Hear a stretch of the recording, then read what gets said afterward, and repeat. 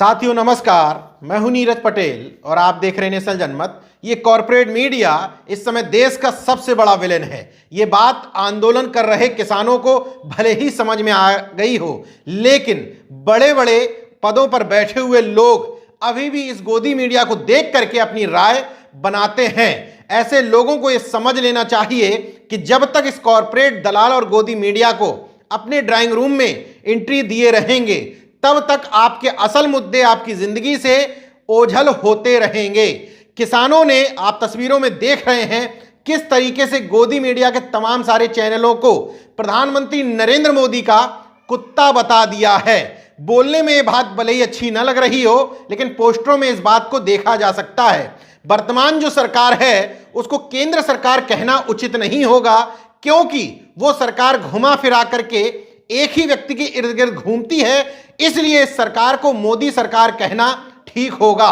किसान आंदोलन के दौरान सबसे बड़ा सवाल लोगों के जहन में जो उठता है वो ये कि आखिर ये सरकार जो जनता के वोटों से चुनी हुई है वो इतनी ज्यादा क्रूर कैसे हो सकती है कि किसानों के लगातार विरोध प्रदर्शन के बावजूद अपने निर्णय से पीछे नहीं हट रही है। उसकी वजह हम आप लोग ही हैं। हम आप लोगों में से ही तमाम सारे लोग किसानों के इस मुद्दे को उस नज़र से देखते हैं जिस नज़र से ये दलाल मीडिया आपको दिखाने की कोशिश करता है। छात्र लड़ाई लड़ें, बुद्धिजीवी अगर सरकार से सवाल करें, पत्रकार सवाल करें और अब किसान सवाल करें, तो आप इनको खालिस्तानी, आतंकवादी, वामपंथी जैसे तमाम सारे शब्दों से विभूषित कर देते हैं। क्योंकि सरकार को ये समझ में आ गया है कि जो भी गोदी मीडिया का पत्रकार किसानों के इस प्रदर्शन को कवर करने के लिए पहुंच रहा है, उसको विरोध प्रदर्शन करके या तो भगा दिया जाता है, या उन विरोध प्रदर्शनों में अब इस बात को शामिल कर लिया गया है कि गोदी मीडिया के दलालों के प्रति लोगों को जागरूक किया जा रहा है। तो सरकार ने अपने संसाधनों का दुरुपयोग करना शुरू कर दिया है। ये बात मैं ऐसे नहीं कह रहा हूं। IRCTC, Indian railway catering and tourism corporation, IRCT के माध्यम से ही आप रेलवे में कोई टिकट बुक कराते हैं। मतलब IRCTC की जिम्मेदारी रेलवे में टिकट बुक करना, रेलवे में आपको खाना मुहैया कराना या रेलवे से जुड़ी हुई अन्य जानकारियां और सुविधा उपलब्ध कराना है।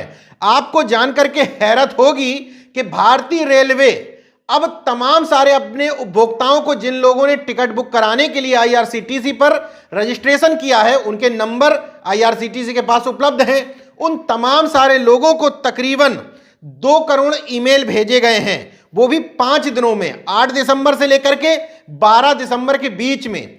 उन ईमेल में एक 47 पन्नों की पुस्तिका भेजी गई है जिसका नाम है प्रधानमंत्री मोदी और उनकी सरकार के सिखों के साथ विशेष संबंध। ऐसे समय में जब पंजाब और हरियाणा के किसान प्रमुख रूप से आंदोलनरत हैं, ऐसे समय में यह पुस्तिका IRCTC के माध्यम से भेजना, निश्चित तौर पर इस पर सवाल उठने चाहिए। क्योंकि IRCTC प्रधानमंत्री नरेंद्र मोदी की निजी कंपनी नहीं है, बल्कि वो एक PSE यानी कि पब्लिक सेक्टर अंडरटेकिंग की कंपनी है। उसका काम रेलवे से जुड़ी हुई जानकारियां और सुविधाएं उपलब्ध कराना है। उसको इस बात से क्या मतलब था कि 1 दिसंबर को गुरु नानक जयंती के मौके पर केंद्रीय सूचना एवं प्रसारण मंत्री प्रकाश जावड़ेकर और केंद्रीय मंत्री हरदीप पुरी ने मिलकर के एक पुस्तिका का विमोचन किया था।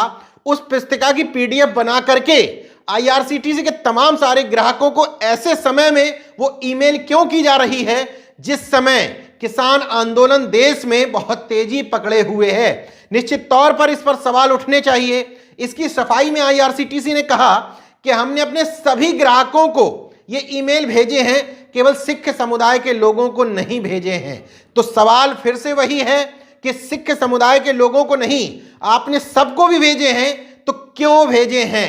IRCTC का इस पुस्तिका से, वो भी ऐसे समय में जब सिख समुदाय के किसान सीधे तौर पर प्रधानमंत्री नरेंद्र मोदी से उनके अड़ियल रवैये को लेकर के सवाल जवाब कर रहे हैं, डटे हुए हैं, सिंधु बॉर्डर पर आंदोलनरत हैं। ऐसे समय में 2 करोड़ ईमेल भेजना IRCTC के माध्यम से क्या सरकारी पैसे का दुरुपयोग, सरकारी संसाधनों का दुरुपयोग, सरकारी या सार्वजनिक क्षेत्र की किसी कंपनी का दुरुपयोग नहीं है। ये जो ईमेल भेजे गए हैं इसमें 13 फैसले बताए गए हैं प्रधानमंत्री नरेंद्र मोदी के, जो उन्होंने सिख समुदाय के प्रति लेते हुए सिख समुदाय के प्रति नरम रुख अपनाया था। उसमें 1984 दंगा पीड़ितों को न्याय दिलाने से लेकर के हरमिंदर साहब जलियांवाला स्मारक को दी गई FCRA पंजीकरण की इजाजत, लंगर पर कोई टैक्स न लेना, जैसे एहसान किया हो पहले से ही नहीं लगता था, करतारपुर गलियारे समेत सिख समुदाय के प्रति किए गए तमाम सारे कामों की डिटेल बताई गई है।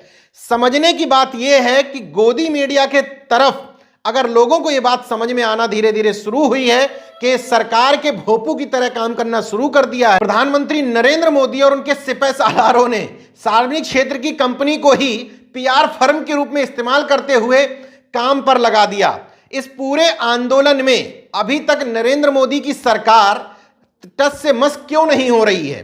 कुछ झुंझुने देने के बाद भी वो अपने फैसले पर अडिग क्यों है? उत्तर प्रदेश में, बिहार में किसान सम्मेलन आयोजित करवा करके किसानों के आंदोलन को वामपंथियों का आंदोलन और खालिस्तानियों द्वारा हाईजैक करने की खबरें चलवा करके किसानों का मजाक बार बार उड़वाया क्यों जा रहा है?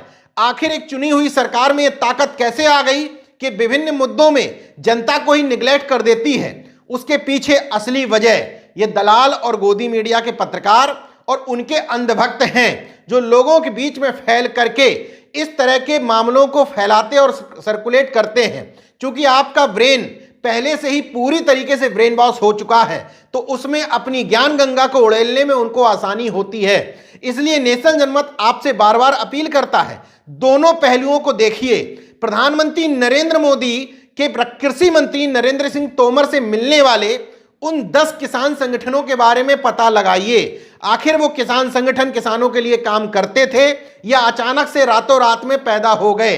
उन लोगों के बारे में भी जाकर के उनके बीच में पता लगाइए कि जो किसान आंदोलनरत हैं वो वास्तव में किसान हैं या हवाई संगठन है।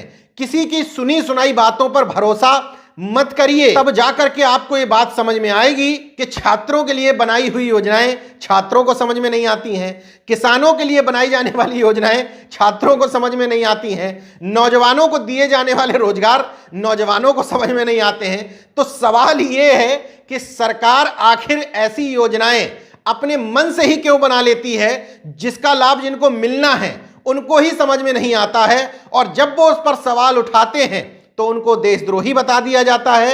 इस गोदी मीडिया के जो एंकर हैं उनकी इसमें अग्रणी भूमिका है। जितने जल्दी आप समझ जाएंगे उतने जल्दी अपने बच्चों का भविष्य सिक्योर कर पाएंगे। देखते रहिए नेशनल जनमत, जागरूक और सजग बने रहिए। जय विज्ञान, जय संविधान, जय लोकतंत्र। धन्यवाद। तो अगर आपने मेरा YouTube चैनल सब्सक्राइब नहीं किया तो प्लीज़ सब्सक्राइब कर लें और उस बेल आइकन पर जरूर क्लिक करें, जिससे जो मेरे न्यू वीडियो है